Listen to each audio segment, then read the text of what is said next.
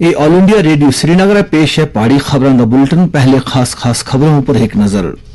वज़ीर आज़म नरेंद्र मोदी सुन क्वाड सरबराह इजलास विच अज अमरीकी सदर, ऑस्ट्रेलिया के वज़ीर आज़म और जापान के अपने हम मनसब की मुलाकात। मरकजी वजीर मुमलिकत डॉक्टर जितेंद्र सिंह के मुताबिक मरकजी सरकार दियां लापता मुलाजमा वास्ते फैमिली पेंशन ज़ाब्तियां विच कीती गई नरमी। मरकजी हुकूमत ने इस गल की यकीन बनाया है कि उन आजमीना ऊपर कोई इजाफी माली पहाड़ नहीं पैसी जड़े 2 साल बाद फरीजा हज अदा कर सन। और साल 2021-22 के दौरान 9390 उम्मीदवारों की भर्ती अमल के जरिए लियाई गई। चीफ सैकटरी की मीटिंग में दी गई जानकारी। हुण खबरां तफसील नाल।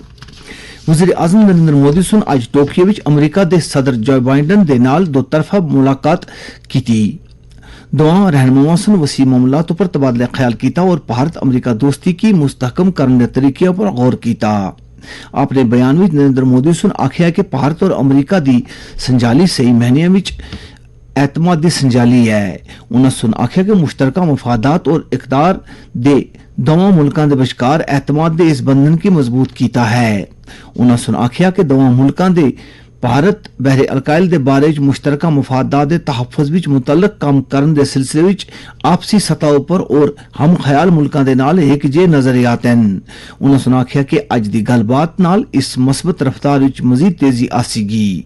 वज़ीर आज़म सुन आख्या कि दो तरफा तजारती ते सरमायाकारी दे ताल्लुकात विच भी मुसलसल बाधा होसीगा। अमरीका के सदर जो बाइडन ने खुशी का इजहार किया कि भारत और अमरीका के विचकार अमरीकी तरक्याती फाइनेंस कारपोरेशन के बारे में इतफाक राय पैदा हो गया है।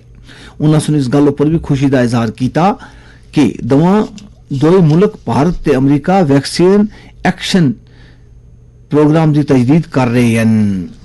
इस दौरान जापान की राजधानी टोक्यो में क्वाड लीडरां की सरबराह मीटिंग शुरू हो गई है। वज़ीर आज़म नरेंद्र मोदी सुन अमरीकी सदर जो बाइडन, ऑस्ट्रेलिया के वज़ीर आज़म एल्बेनीज़ एंटोनी और जापान के वज़ीर आज़म फूमियो किसाडा के हमरा मीटिंग में शिरकत की थी।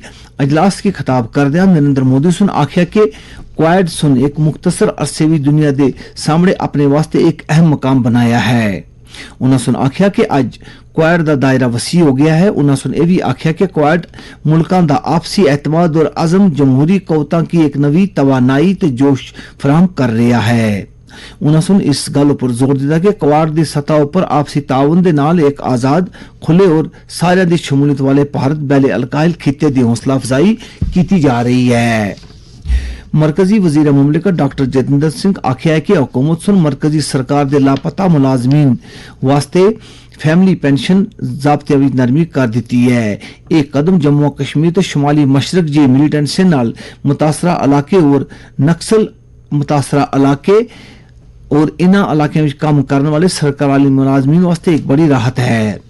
पहले के ज़ाब्ते के मुताबिक अगर कोई मुलाजम लापता हो गया सी ते उसके करीबी रिश्तेदारों को उस वेले तक फैमिली पेंशन नहीं मिलती सी जदों तक के कानून के मुताबिक ये ऐलान नहीं किया जाता सी कि लापता मुलाजम मर गया है। उसके लापता होने 7 साल बाद अरसा गुजर जाता है।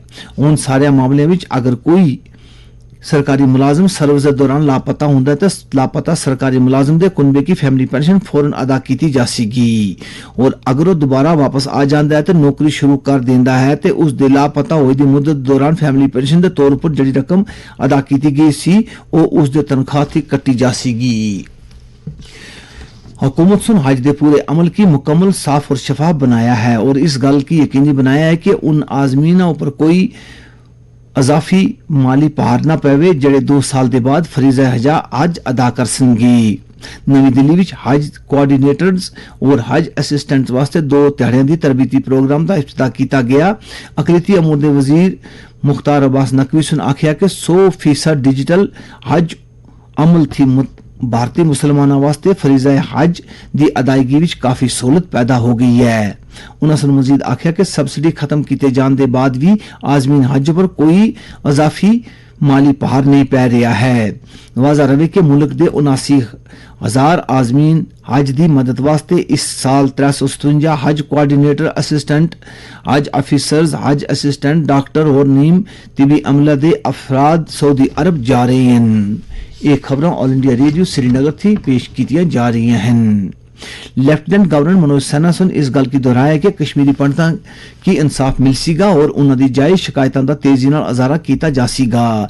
ਕੱਲ ਸ਼ੇਖਪੁਰਾ ਬੜਗਾਮ ਵਿੱਚ ਪੀਐਮ ਪੈਕੇਜ ਦੇ ਐਹਤਜਾਜੀ ਮੁਲਾਜ਼ਮਾਂ ਨਾਲ ਗੱਲ ਕਰਦਿਆਂ ਉਹਨਾਂ ਸੁਨ ਆਖਿਆ ਕਿ ਸ਼ਿਕਾਇਤੀ ਅਜ਼ਾਲਾ ਮੈਕੈਨਿਜ਼ਮ ਨਾਲ ਕਸ਼ਮੀਰੀ ਪੰਡਤਾਂ ਔਰ ਉਹਨਾਂ ਦੇ ਵਿਚਕਾਰ ਗੱਲਬਾਤ ਦਾ ਚੈਨਲ ਖੁੱਲਾ ਰਹਿ ਸੀਗਾ।